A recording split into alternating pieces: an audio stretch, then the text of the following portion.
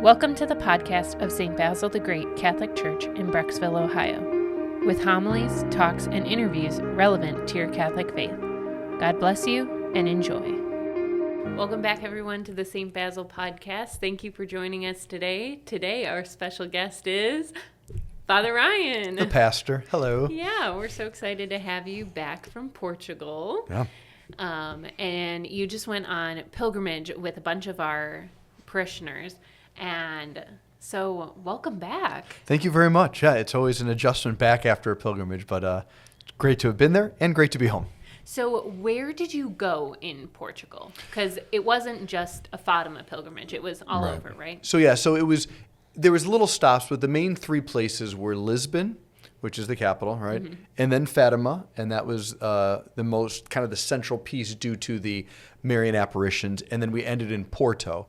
And Porto, for the feel and the charm of a city, was my favorite place as far as culture goes, of course, and it was really beautiful there. But those are the three main places in Portugal. Wow, that's beautiful. I'd love to go there someday. Oh.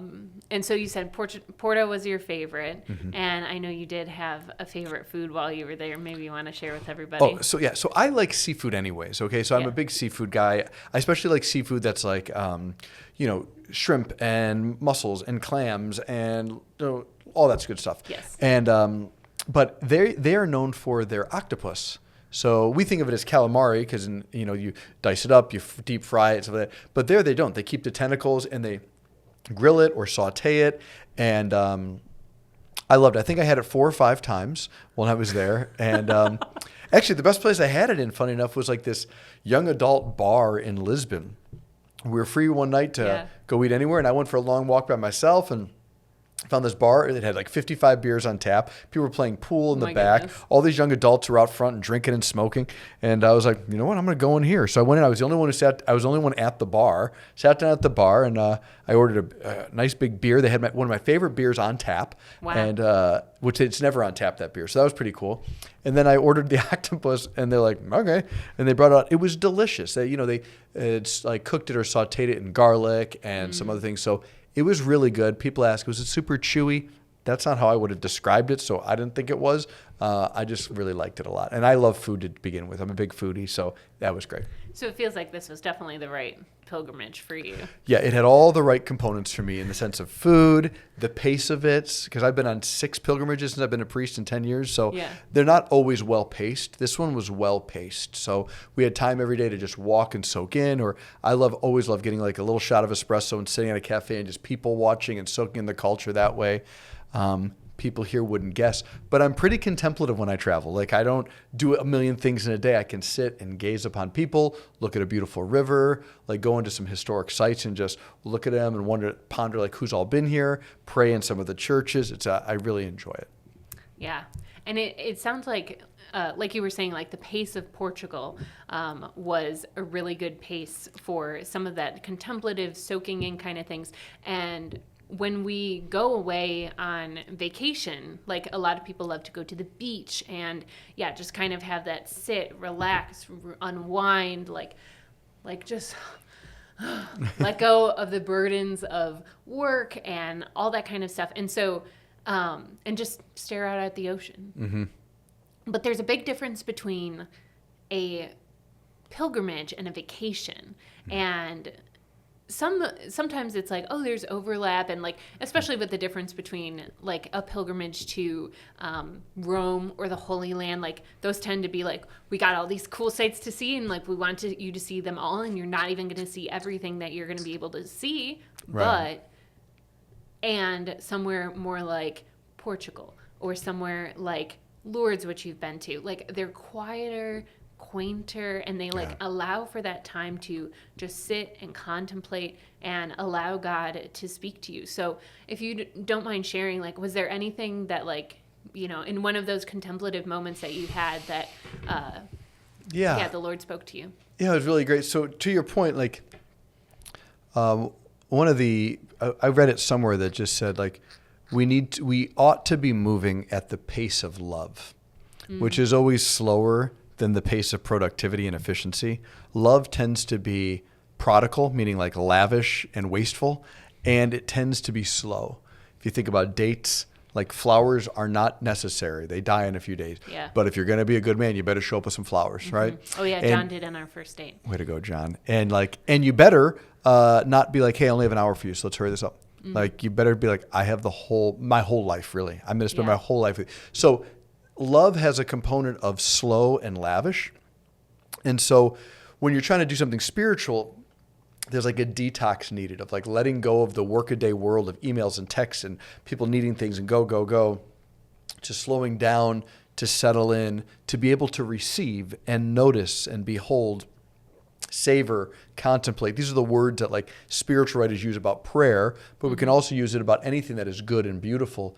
So when I was there, there was one day we were in Fatima, which of course an apparition of Mary, it's so holy and everything to begin with. I was able to go by myself and I was able to walk around through where the apparition sites were, and I was able to sit in the beautiful basilica there, the church. And they had just finished some baptisms, and so they were taking some photos. And I was just sitting there, and it was just this profound moment of so many people coming, speaking so many different languages. And as I was looking at them, then that moved me into that night, once again, seeing so many different people. And I was looking, and I literally saw people with flags of countries that were at war with each other. And yet here they were holding candles, praying to the Blessed Mother. If anything, they were united here by Jesus and his mother and the gift of the Catholic faith, which is universal, where the world is trying to divide and make us opponents.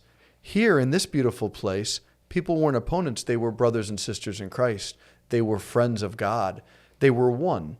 And it was just this profound sense, because Fatima's apparitions have such political tingings to them anyways, what Mary's messaging were. Just this profound sense that what every news channel, every blog, everyone's trying to get across, every political division, they thrive on division because it gets clicks and followers. But here, there's a peace and a unity and a depth. And it was a real good challenge to say, like, how naive does it feel to say Jesus and Mary really are the ones that will heal the world? Like, when you look at Russia and Ukraine, how often do we really believe that it's Jesus and Mary that will bring about the unity that our hearts are seeking and dreaming of? More often than not, we're believing in some political and military strategy. And it was a good moment of just like seeing the beauty of unity and also feeling the challenge of it comes from faith. And Mary at the apparitions of Fatima called for penance, the praying of the rosary. And so it was a call to like, what's my prayer life look like with Mary? And what kind of penance have I done? Am I willing to do, etc.? So that's kind of some of the things that stood out to me in those savoring times. Yeah, that's so beautiful. And you kind of touched on the messages of Fatima and some of that. Could you share for our listeners the story of Fatima? Yeah, I'll try to do it in a condensed way. Yeah. I'll do it in a Father Ryan Mann way, which is watered down and about 89% accurate. Okay, so there may be some things off. So sometimes it's called Three Secrets of Fatima, but really it's one big revelation that had three components. And the first revelation, and she appeared to these three kids, right? And in a place called Fatima, Portugal, hence Our Lady of Fatima. Okay. Yes. So the first one had to do with hell. Hell is real and people are there. Yes. And it's miserable. All right. So that's her first kind of revelation to them. And she like showed the she kids showed she showed hell. them visions of hell. And I think we could talk about why Mary would do such things. I feel like that's a little harsh, but I'm not the Blessed Mother or sinless, so we'll just trust her. So that's the first one, is like insights into hell. And then the second one is the message of my immaculate heart will triumph, and that will triumph largely through the praying of the rosary and acts of penance. So she really said, like, there's an answer. So the first one's hell. There's a way not to go to hell and to save people from hell. It's praying the rosary, trusting in her immaculate heart, and doing penance.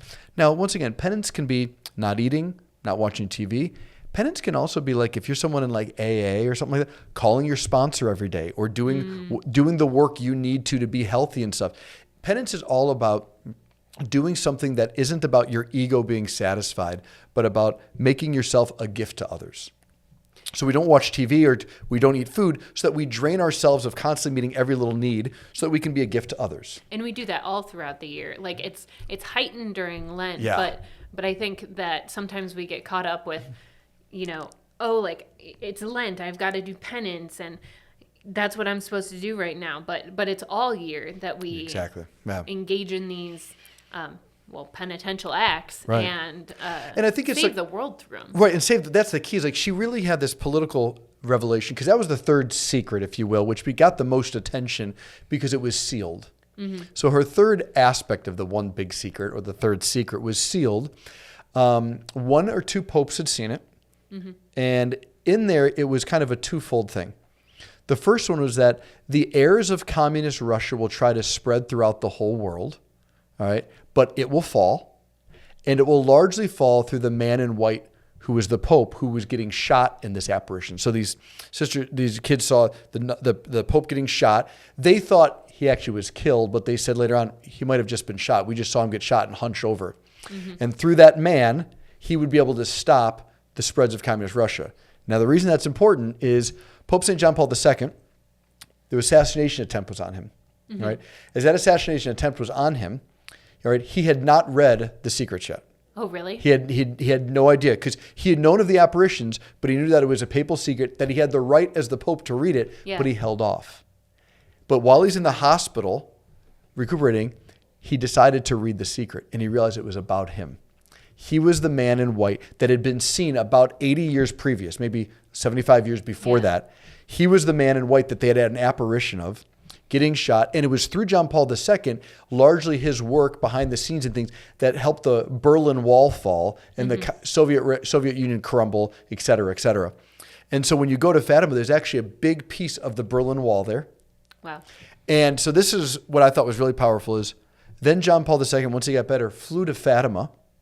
Why? Because the last remaining kid who had become a cloistered Carmelite nun was still alive, and he met with her. And I had all the pilgrims reflect on, she got that revelation almost 70 years before and had to wait. Oh, yeah. She just saw it. And you have to imagine there was times where she's like, was that real? What was that about? That was weird. Yeah. And she just was a cloistered nun, just praying and praying and praying and praying and waiting. And then one day the Mother Superior is like, hey, the Pope is here to meet you. And what that was like. Before that even, she's probably like, the Mother Superior said the Pope got shot, and she's like, oh my gosh, like the man in white. Like, and exactly. Was she praying for the Pope or the man in white? Like, was it understood that that's a great by question. her, all of those things? And so like they meet, and the power of that meeting, saying, imagine like God's hand spoke to you through the Blessed Mother, and now here I'm the one that spoke about. And John Paul II, this great phrase, he says, one hand fired the bullet, another hand guided the bullet. And that bullet is actually in the crown of Our Lady of Fatima statue in Fatima. So you can see the statue, you can see the crown, you can see where it is. Because didn't the surgeons, as they were going in to retrieve the bullet, say, it is the weirdest path. I've never seen a bullet take this path. It literally looks like it was guided right around your heart or whatever. Right, vital organ or, it's like right there. Again, we work for a church. We're not doctors. And you said it was 89%. 89% accurate. So, that's what I get. The gist. But it just guided it right around. Yeah. And so that's just like, so what was meaningful to me in my own life was a couple things. One is to think how much faith is the pressure to make it privatized. We think I'm going to pray my little rosary, I'm going to do my little devotions, and like then I'll watch the news about world events. And the apparition of Mary is like, oh no, God is at work in the whole world for the sake of all of humanity. And he gave us Mary apparitions, the rosary, penance, these ways to help heal our soul and the whole world to bring it back to the Father. And then also it was pretty cool. Like I said, I have a huge devotion to John Paul II. I got to do Mass in the Carmelite monastery where the nun lived. And it was really powerful for me. Most people on the pilgrimage don't even know this. They all left as I was taking my vestments off and getting ready to leave. And one of the Carmelites came up to me, one of the older ones, and she said, she gave me some very high words of high praise, compliments. She had heard my homily, and she was very sweet to me.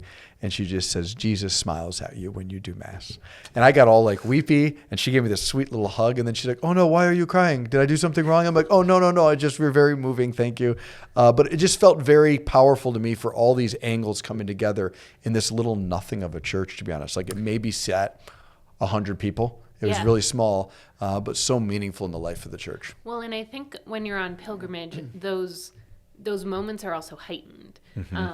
And because you're really, taking that step back from the world, step back from the normal to really look into like what is Jesus trying to say, and you can hear him. I at least could hear him speak so much clearer, and it's just those very little moments, either a word someone says to you or like a touch, like just like a little hug, and you're like, oh my gosh, I just got hugged by Mary.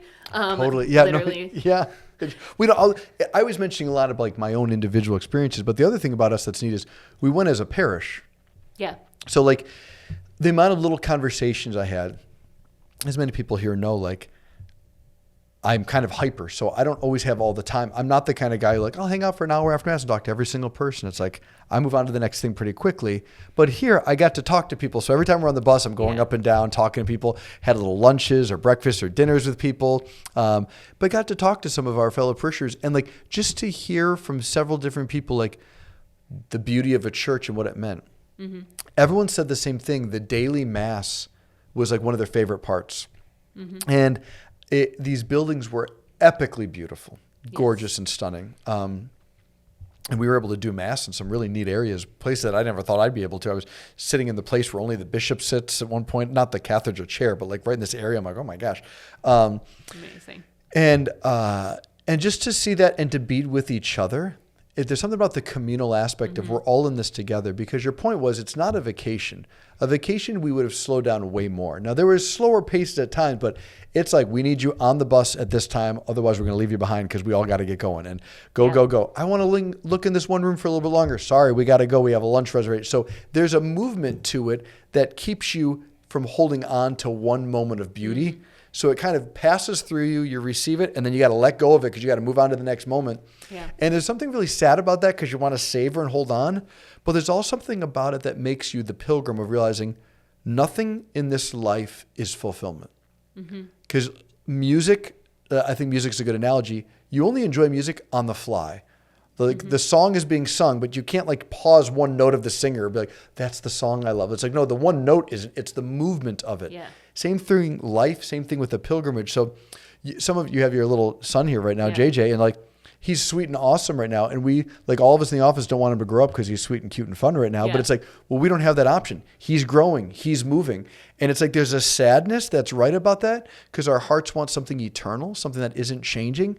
And yet we're not there yet. And so we are learning the art of enjoying what is good while at the same time opening to it leaving us so God can give us the next good thing.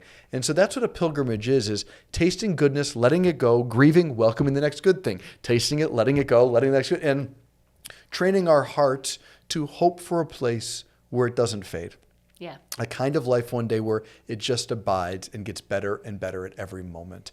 And that's what we call heaven. We get glimpses of it here. And that's why it's a pilgrimage. It's a condensed moment of experiencing what actual life, all life is about, is that we're on our way to heaven. And yeah, they're pretty meaningful. And I've been on 6 pilgrimages, I think 6 in like 10 or 11 years. And everyone's a little different. And this one was really great to be with the people who were on it. A lot of laughs. And it was a great time. That's wonderful.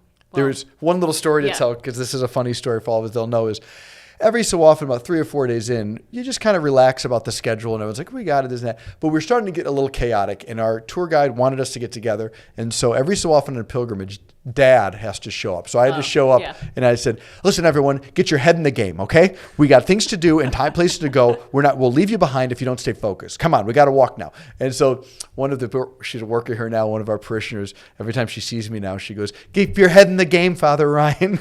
So that's like little moments of pilgrimage as well, where we just got to get reoriented and focused, and that's all part of it. But I know as a parish, we continue to do them. I think we've done, and they started way before I got here, so I think they've done about 7 over the years, maybe a little less, and more will be coming. So as soon as one's out there, if you're interested, obviously it's a sacrifice of time and money, I get it, but if you ask anyone who's been on one, the reward of that is our experiences, both physical as well as spiritual, that really you can take with you for a long time. Absolutely. Well, I'm hoping that maybe on the next pilgrimage you're going to need a photographer. So or like a little 2-year-old running around named JJ. Yeah. Also that he's ready for his first. Exactly. We got to get him a passport. So we'll be good. We'll get him there. All right. Well, thank you, Father Ryan, for sharing the stories, for leading the pilgrimage, and for also letting the staff have some fun while you were gone. Well, you're welcome. And a big shout out to Robin Youngs who plans them. She did a great Absolutely. job as well. So thank you. God bless everyone. We hope this podcast blessed you. If something touched your heart, we encourage you to take it to prayer. If you enjoyed this podcast, please subscribe to be notified of future podcasts, and feel free to share it with a friend. We would love to keep in touch at basilthegreat.org. Until next time, St. Basil the Great, pray for us.